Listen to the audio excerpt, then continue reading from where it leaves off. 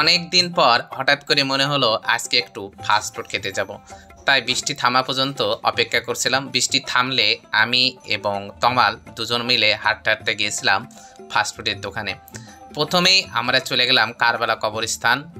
এই পাশ দিয়ে যেতে হয়। এটা আমার পাশে যে প্রাচীরটা দেখা যাচ্ছে, এই প্রাচীরের ভিতরে কবরস্থান। এটা যশোরের বিখ্যাত কারবালা কবরস্থান। এই জায়গাটা যশোর ধর্মতলায় অবস্থিত এবং ক্যামেরাতে যে মসজিদটি দেখা যাচ্ছে এটা কারবালা মসজিদ এবং মসজিদটা অনেক বড় এবং মনোরম ও সুন্দর। এখানে একসাথে অনেক মানুষ নামাজ আদায় করতে পারে। আর পাশে যে পুকুরটা দেখা যাচ্ছে এটা হলো কারবালা পুকুর।